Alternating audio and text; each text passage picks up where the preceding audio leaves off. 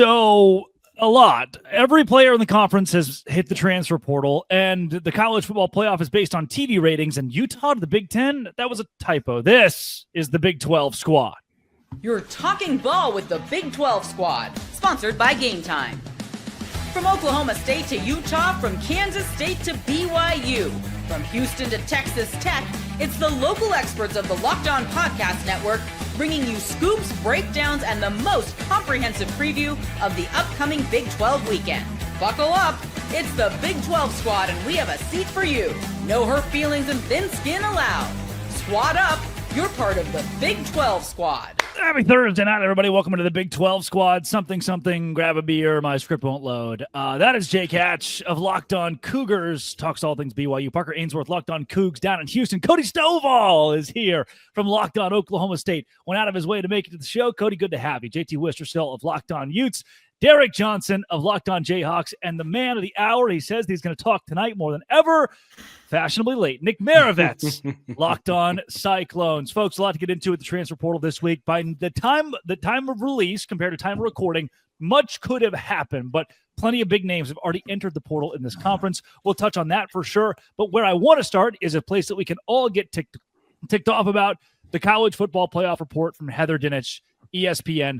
Bill Connolly pointed it out that they want to go to a format possibly where TV ratings decide who goes to the college football playoff. That smells just like the SEC. It would be, hard to put into words. I remember I said four auto bids for conference would be the worst thing to ever happen to the sport not too long ago. This would, somehow they found a way to top that. If we're just going to go off of ratings and make it a popularity contest, I thought we left that behind in middle school, but here we are still doing it in the college football realm. I hate it. I really do. If this is what it comes to, I don't even know what to say. But JT, you guys are going to be in the Big Ten soon. Isn't that going to help you guys out? Jake, I'm just happy you're here tonight. I was worried that Locked On BYU Coogs host is going to be in the transfer portal since half your roster seems to be. Oh, no. Oh, okay. That's the same guy that argued for the NCAA tournament as was. Yeah, is saying that that's where we're at. Is that's the crazy take now? Somehow JT is bringing level-headedness to the Big 12 squad this week. This report, to me, a couple of people have mentioned, could just be the smoke and mirrors. This could be, hey, what if we said something so crazy that the rest of the stuff that we pitch goes through? Like in the NFL, they propose no more 2-minute warning, and that's just so they can pass the new kickoff. Everyone's so mad about one thing, they overlook the actual piece that the rules committee wants to go through. So is there a world in which this is ESPN, the college football playoff, getting together and saying, look, if we say something so outlandish, then maybe they'll lay down and accept 4 automatic qualifiers for the SEC and Big Ten? There's an argument to be made there, Drake. I think the biggest thing here is that we're watching the Big Ten and the SEC throw around their weight. Yes. We have Matt Rule out there saying that I'm not committed to Big 12 schools. I don't want. What are you doing, dude? You're a middle-tier Big Ten coach throwing your proverbial weight around. I'm not for it, but you're right. It could be something they're saying so outlandish that you're right. They're laying the groundwork for pushing something through because everybody else is like, you know what? If they want to go that far, we'll allow them to go to this point. Well, and Rule specifically, Drake as the Baylor alum will tell me, like, he was a Big 12 coach left out of this thing that then parlayed that in the NFL and ultimately failed and came back to be a mid-tier coach, like Jake just said. Like, if anything, his whole career could have been different had this just been he'd be a more successful coach had this just been a more equal playing field across and let the Big 12 in the first place. The Rule thing is ridiculous. I don't know why once again, it's like you guys said, why in the world are the middle tier SEC Big Ten coaches the ones who are trying to plant the flag? That's something you all have done a great job of highlighting on your different shows that I've seen. It doesn't make any sense to me why Matt Rule has to be like a guy who had success at Baylor. Then it's turn around and be like, I don't understand why anyone would want to go play in the Big 12. Like, come on, Matt, really? Like, he's jealous. It's awful for the sport. It's awful for the sport. What happened when we were all like, we always competed together, but you're still trying to lift college football up. Now it's becoming just conferences kind of trying to prioritize themselves, which seems so weird to have, once again, like just be Nebraska and be like, yeah, I'm so happy we get our brains beat in by Ohio State each season. Guys, it's obvious why Matt Rule would say this. He's looking for some semblance of viability as potential conference realignment is about to come. yes, they do really good at selling out the stadium, even when they're absolutely terrible. But if it's going to go off of a popularity contest, that is going to be huge for a team like Nebraska. Yes, they can put 100,000 people in the stands, supposedly, but it doesn't equal them being good at football. So since they can't be good at football, but they're really good at the popularity side of the game, I think this unfortunately does make a ton of sense. And I also think it's wishful thinking for any of us to believe there's a smoke and mirrors. I firmly believe they're trying to alienate as much as college football as physically possible so they can have more of a conversation on, well, let's just let all the blue bloods play. And this is yet another extension of that, in my opinion. I agree with Cody that they do really well in that. The old black shirt thing when TV was first popularizing the sport as much as it is now in the 90s. Like it really blew up then, right? Like I get all that. Would anyone benefit more than Jake and BYU? I mean, like honestly, as far as TV numbers go, the international audience there, like they could be all of a sudden the flagship of the conference just because of the TV the numbers. only Big 12 school that would be part of this conversation. Agreed. Whoa. As long as Dion, if Dion leaves Colorado, if Dion stays at Colorado, they would be in this as well too. But he's not wrong in terms of popularity. I had to pull it out. The worst guy you know. I don't know what the big issue is here. We should vote on the Heisman, who has the most followers on X, Twitter, whatever you want to call it. Retire their jersey. Conference, realignment should be based on who gets the most website clicks. Like, I don't see what the issue is here. This seems very doable to me. It's doable, that's for sure. Before we leave that rule thing behind, I think it's important to know, I think he's actually just a little jealous of Iowa State. And this sounds wild, but Iowa State, out of the top 9 Nebraska recruits, Iowa State has 6 and has a direct correlation to a 7th, and the other 2 are on their board. Is Iowa State in the Big 12? We're throwing out there. So I actually see it. I thought it was a reach at first. Nebraska, we got it. Okay, I like that. Let's go with that. Well, and Mr. Nebraska, Gatorade Player of the Year, who still holds all of the passing records in the state of Nebraska, is our third-string quarterback. So I'm sure that doesn't sit well with him either. Doesn't help either. Which, as a third-string quarterback at Oklahoma State, he will play at least 4 games and start 3 of them. And play for 2 other Big 12 schools at some point.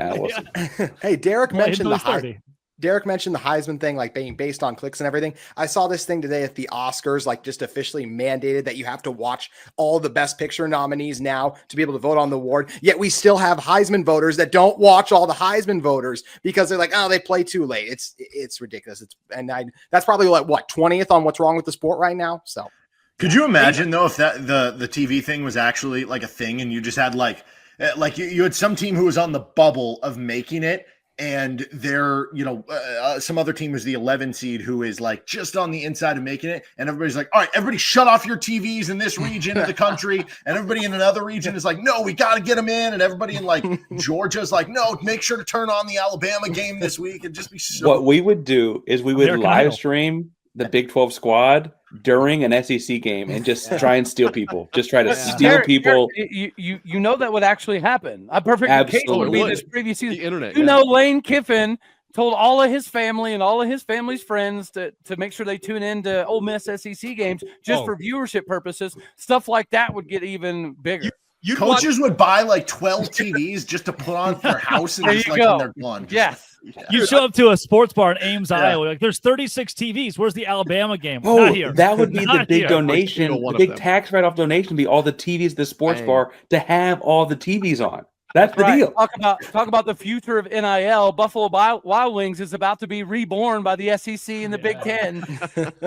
Every B-dubs in every city that relates to a certain school is going to have every TV on. Yeah.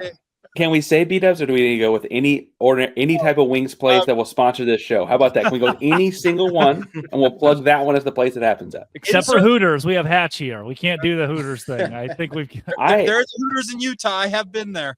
All right. Were you allowed to say that? Thank you. See, there is something that Ute Nation did provide all of us. Speaking of Ute Nation, coming up, they're going to the Big Ten. Bye, JT. Good to see you. Great to have you. The Locked On Big 12 squad. Pausing things quickly to tell you today's show is brought to you by FanDuel. FanDuel's the best. Why is FanDuel the best? The NBA playoffs are here, and FanDuel is giving new customers an incredible way to get in on the action. Right now, when you join FanDuel and place your first $5 bet, you'll get $250 in bonus bets if your bet wins. I love how FanDuel makes betting so easy. 3-pointers, steals, assists. You can't go wrong with FanDuel. And with their live betting, too, you're never out of the action. FanDuel is spectacular for that. Now, don't miss out. Head to FanDuel.com. Claim your $250 in bonus bets today with FanDuel. Visit FanDuel. Download the app. Do it today. J.T. Wistrcill of Locked On Utes. Hot seat. This week, Jim Williams, who has a Twitter, said that there are 3 sources out of the Big Ten telling him that this could be a done deal, or I think he meant not a done deal or not a lock, but he actually tweeted this is a lock. I'm hoping it's a typo, but he's been told there's mutual interest between Utah and the Big Ten. I know it feels like we have this conversation once every 2 months. It's on the docket again. The Utah administration would go. They would do it. They'd kind of be silly not to. But I'm not so sure if the Big Ten A would do it or B would give you a full share. And it seems like a fever dream for any Utes fans that think it's legitimate. You say that they would be silly not to. In some ways, though, they might be silly if they did go. And this is where I was even talk about this earlier on my show this week. What were we just talking about? Nebraska. Wow. It's insane. You're on a roll today.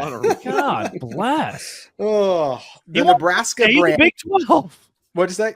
You want to stay in the Big 12? This is great. This is where, when it first happened, it was almost, I kind of mentioned the popularity contest earlier, right? Like, hey, it's a status thing, get into the Big Ten. But what kind of happened as soon as some of these teams got in the Big Ten? Like, how Washington just made the national championship game a couple years ago. They feel so far from that right now. Maybe they'll get back there. But as long as it's not like, okay, we're in super conferences, if you want a chance to compete at the highest level, get to the college football playoff, all of that, the best path for Utah to do that is undoubtedly in the Big 12 right now. So would it be really that great to get in the Big 10 just to be like, yay, we're in the Big 10? Like, I know UCLA's there. They got Nico Iliamava, but that doesn't, like, they were awful last year. Awful's a lot. But I think that for Utah, number one, I don't buy the reports. I don't think it's happening anytime soon. There's a lot more attractive candidates for expansion to me than Utah right now, even though I think if you get down the list, you get to Utah. I like a lot about Utah still. I host Locked On Utes, of course. But I do still look at this and say we're far off from Utah leaving the conference. And I think that's good for Utah because they got a chance to compete in the Big 12 pretty much any year after what ASU just did.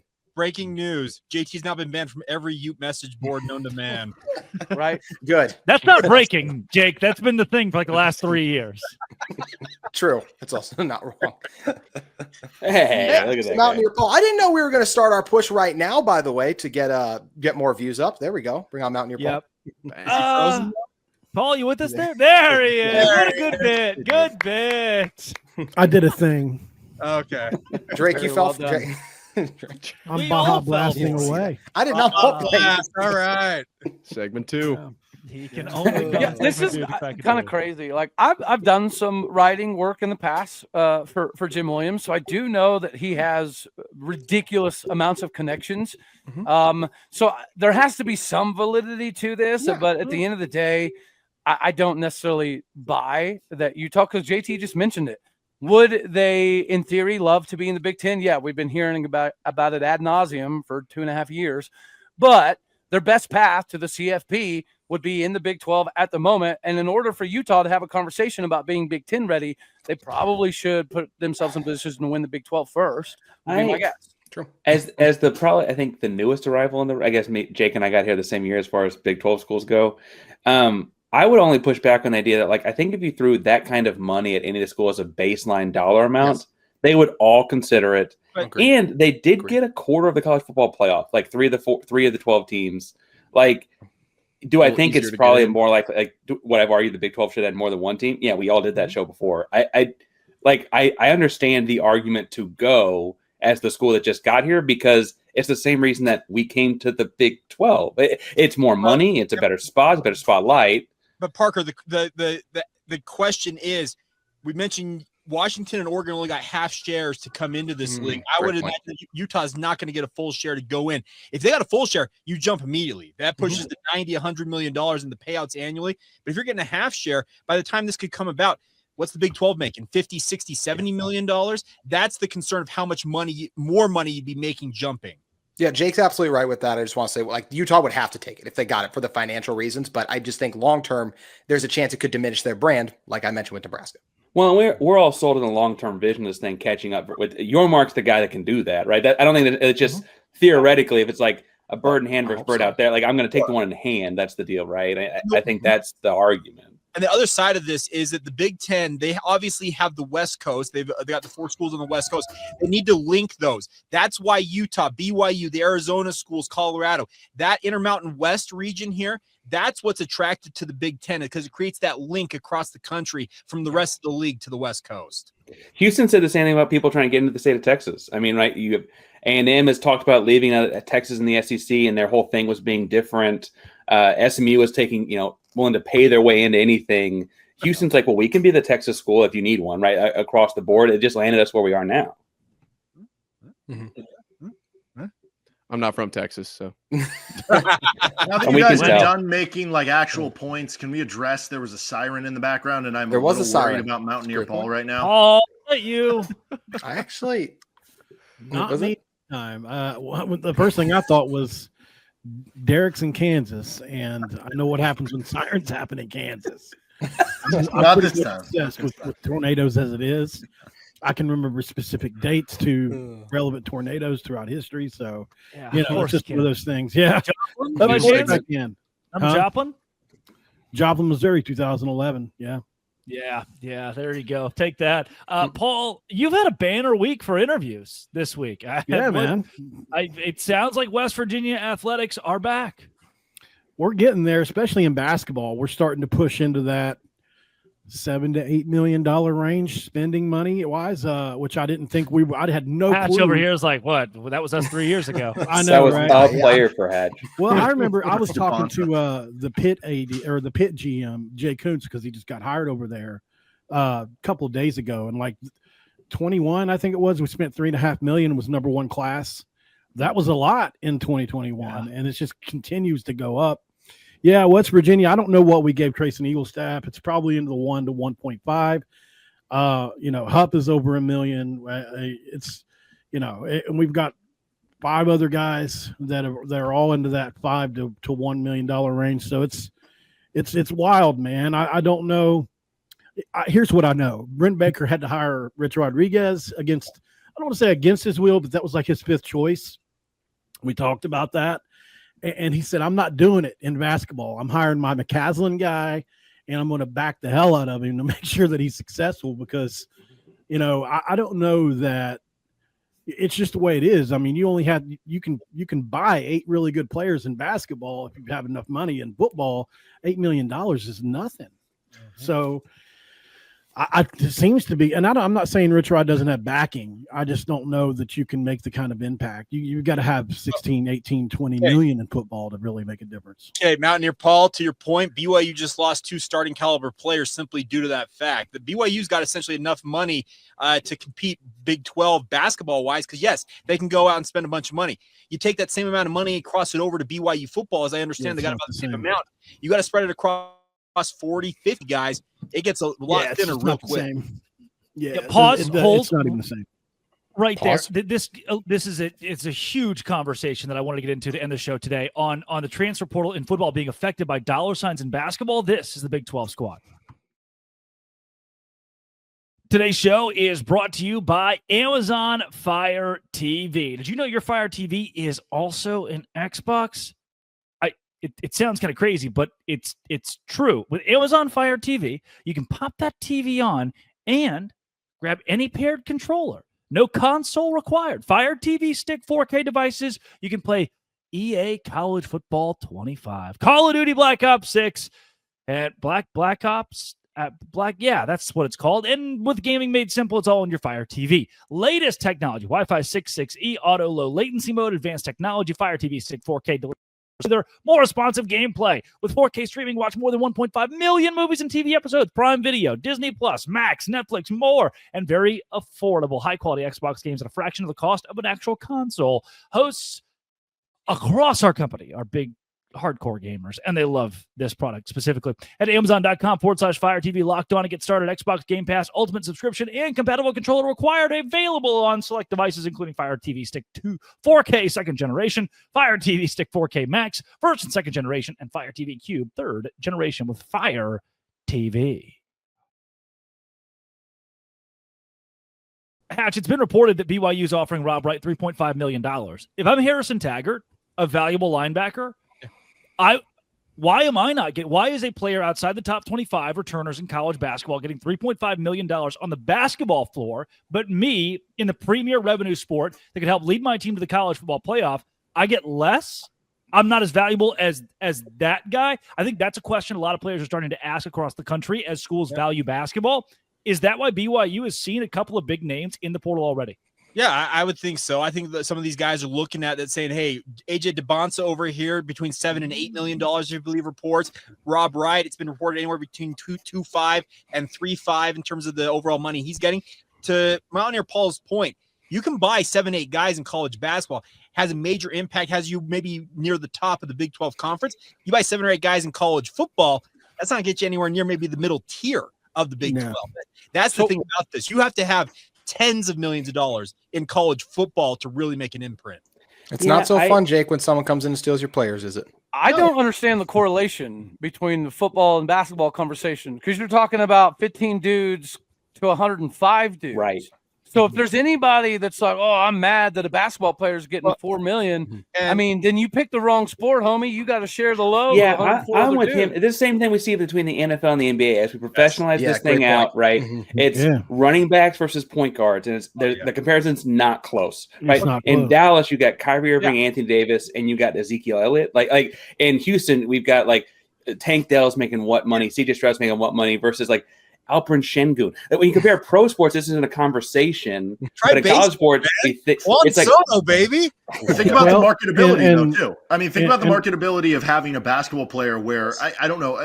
Maybe a couple of us might know what Rob Wright looks like if you saw him just on the street somewhere. How many of like a random Big 12 school that you don't follow, football players would you know without the helmet on? Yeah, right. Good point. Right. Now, the other side of it is a lot of these schools out there, I know BYU's doing this, with regards to the new revenue share that's coming into effect at $20.5 million, they're stratifying that money like an NFL salary cap. You essentially have a number that you're willing to go to for players. Let's say for Keelan Marion, for example, if you believe most of the numbers out there in NIL, between $150,000 to $300,000 is a top-end wide receiver at the Power 4 level. Well, reports are he's getting offers of $850,000, $900,000. Well, BYU, they may not be outbid, but they're also not going to go break the bank and set a bad precedent for paying for one guy. That's it. Think about this. UCLA just did. Yes. But he gives you 2 touchdowns a year, Jake. Come on. Actually 4, and they don't beat Utah without him. I will say that. They didn't beat Utah without him. Betty Federico is going to get $1 million. So think about that. You know what I mean? For dude just dunks it and plays defense. Yeah. Yeah. Okay. I was talking with JT about this on his show. I don't know when, at some point, they're like, which is going to be the first Big 12 school that loses a coach because of the revenue share, that they use too much of the money on the revenue share for basketball, and the head football coach gets pissed. Are we everything that I've heard or seen on this, there just is no Title IX for it.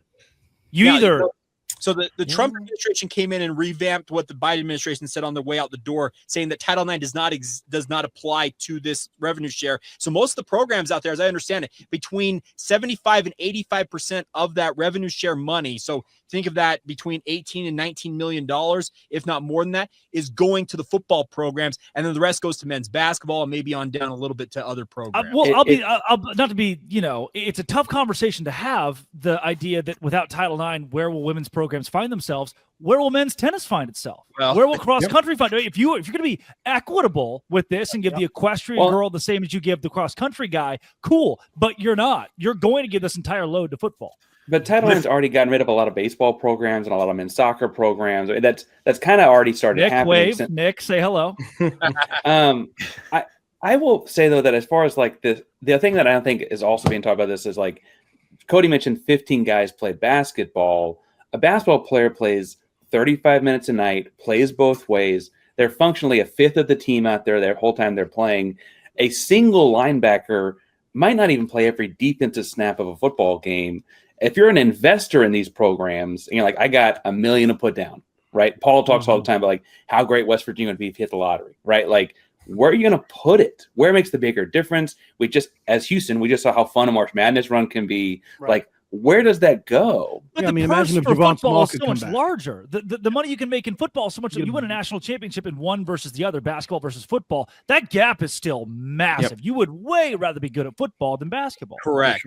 But the person investing the money in this person spending the money in the program, because this is all NIL dollars till the house settles, right? That's about what they're going to enjoy. And what are they going to enjoy more? And what impact do they have? Yeah. My $2 Do million we goes actually locally. think?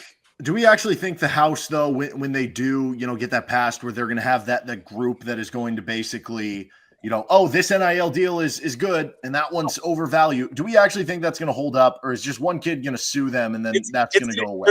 There's going to be an injunction filed almost immediately. Right, because as soon as that does happen, then what's stopping a school from saying, like, think about going back to Nebraska and Matt Rule, he's probably pissed because they're probably using a good amount actually on like volleyball, right? But what is stopping a school, if the NIL is okay, from just having a big money donor that says, hey, I'll fund your entire basketball team. And that way you can use all of the rev share on football and the Olympic sports, or like vice versa, or like use all of the rev share on these sports and be great at these sports, and I will fund the football team, right? Like, why couldn't you just work it around that way? If, like, for instance, T. Boone Pickens was like still a thing with Cody, right? I mean, we're getting the benefits from wrestling. The guy who's putting up all the money for Oklahoma State wrestling has nothing to do with Oklahoma State. He just wants to see a school down the road get more, marketability and bring tournaments in the state of Oklahoma to a bigger picture. So he's going to continue footing the wrestling bill regardless of what happens with all this, because it benefits his other business at UCO. Right. But to Derek's point, if Deloitte, the third party that's supposed to vet all these NIL deals, nixes that, I can guarantee a lawsuit will be filed by Oklahoma State University and this booster to say, try enforcing us not being able to fund this program. Watch us. Yep. One other twist I was hearing somebody talk about the other day while I was having a conversation with them was, so you see like the Cavender twins, you see people like this who have these insane social media followings, and schools are going to be known. Cavender twins would win the Heisman, for what it's worth. And they would go to the college football playoff because of absolutely. viewership. And if you didn't hear today's latest news, what's the Miami quarterback's name now that came from Georgia? Carson Beck. Yeah, who they hate. They hate Carson Beck, and no friends. Not a good person. Somebody sent me that clip earlier. I'm like, why am I watching this? But so I think partially what you can offer some of these people that maybe not get a ton of rev share or NIL money is the opportunity to build your social media profile and make money that way. Because I think, if you have a specific plan for that, it gives you a kind of a step ahead of some others. I would also ask whenever the House thing settles, I see a handful of good basketball programs here in JT, and I would point out that there's a whole conference here that is really good at basketball. You let Cody in? You let Oklahoma State get in? I still think of them as really have good you been at paying basketball. attention to what we've been doing? Mike Boynton's a great head coach, JT. West Virginia baseball, 30-4. But what I was going to say is there's a whole conference that's actually really good at basketball, has, most recent back-to-back champion, and doesn't have football in it. Those schools seem like, as far as like competing for basketball goes, that's going to be a pretty big step, like leg up. They don't have enough money coming in NIL, but it's just $20 million from house. That's a lot. It's all one basketball. I forgot you guys lost. And I thought about it again, and it still hurts me. You're up by so much. You're going to win the game, and you just didn't. You would forget about it, too, if you watched the show he hosted. We barely touched on it. Oh, that's so hard to grapple with. We should have won the championship this year, and we didn't. Yes. I mean, how much would an NIL difference would that have made? You guys won the championship too, Parker? Like, do you think going forward, for everybody, right? We all would have gotten one. Yeah, we'd all got like $750,000. Thanks a lot, Parker. Thanks, Parker. I don't mean to be that guy, but our NIL basketball thing's like almost $9 million right now. We're doing it right. Yeah, which I would have been 10. Houston, would have been 10 for Houston, for Duke, for Indiana. Could have got Haggerty. Football's better, but for those schools, and Duke has already mentioned this, they're just going to sell out for basketball. What if instead of paying 10 for basketball and 15 for football, we just did 25 for basketball and built the greatest college team of all time? Oh, I would love to see a basketball conference. And isn't that the Big East in a nutshell? Yes, but that's football. They don't have football to apply this. How many programs would actually do that outside of Kansas? Duke would for sure. Duke would for sure. I think more than you would anticipate, just because winning in football, it's very difficult to do. It's so hard. But if you can overload your basketball roster, I don't want to say it's an easier path, but it seemingly is a little bit of an easier formula. Unless if you're going to dump all of your money into one particular sport, you might as well get rid of football to some degree. And if they're only going to let one Big 12 team in the college football playoff and a bunch of us in the Big Dance, I think that it's more about investment there too, right? See what you did there, Parker. It's not happening. Well, yeah. I mean, Cody makes a great point here that there are 10 teams, 10 programs in college football that can win a championship.